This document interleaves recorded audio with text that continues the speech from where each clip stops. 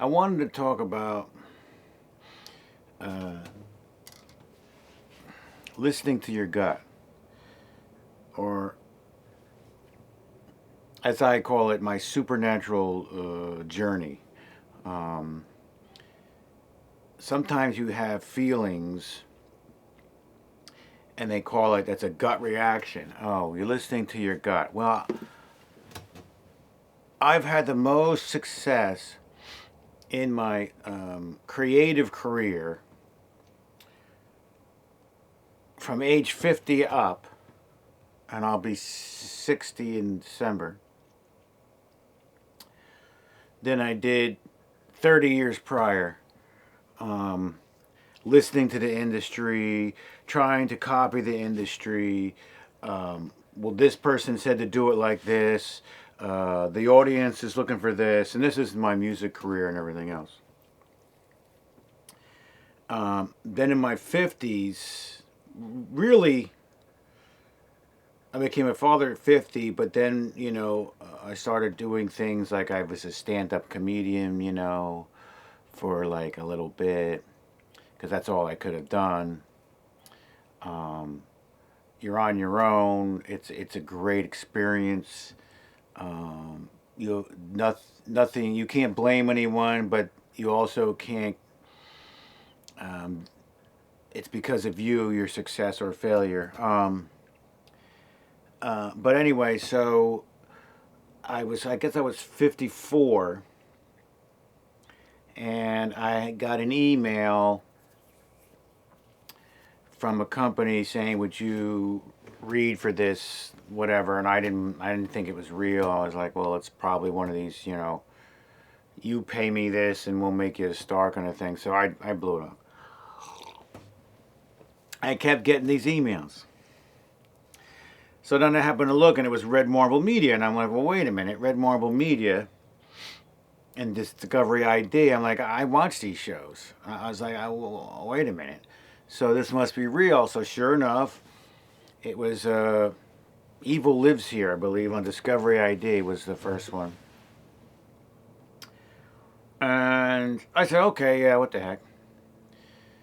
I've never done it before. I said, I just go for it. I don't know, why not?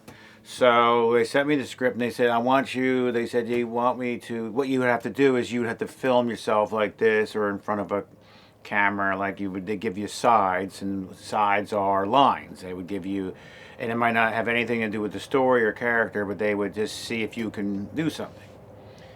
And they gave me sides, which was like two paragraphs or something. And I had to do a test. You would film yourself, and you would email it to them, and they would see. Anyway, they said they want me to do a South Carolina accent. South Carolina accent. And I said, "Well, I can't do that. I'll look stupid." I said, "I know. I'll just do it straight, because I figured I can act. But if I try to do a South Carolina accent, I'll look ridiculous, and that'll be it." Well, sure enough, turns out, so then they contact me, and they said, "Well, you didn't get that part, but we gave you a better part." And I was 54 years old, my very first time on a television set, and I'm in the holding area with all the actors, and mostly background actors who have been doing it for years, and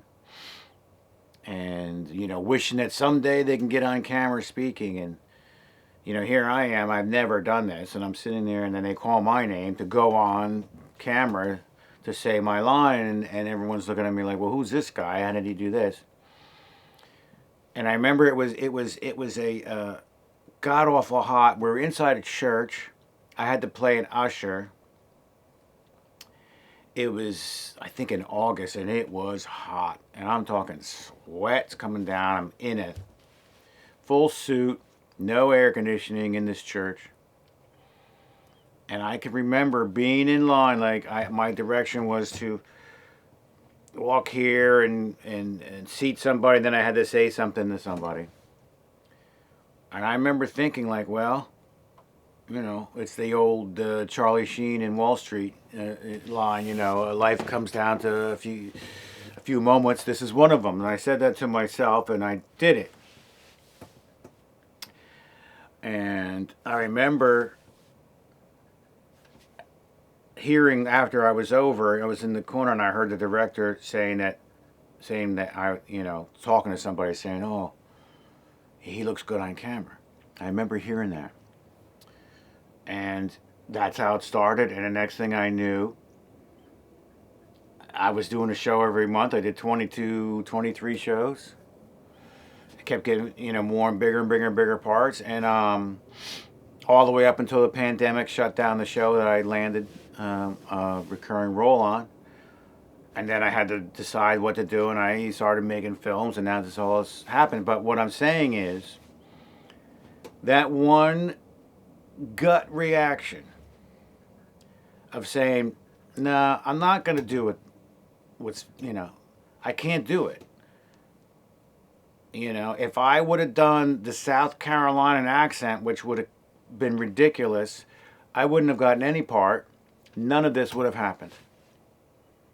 So that's why gut reaction, supernatural journey that I'm on, in the universe, something of the higher power, whatever you want to think, caused me to give me that gut reaction to say no.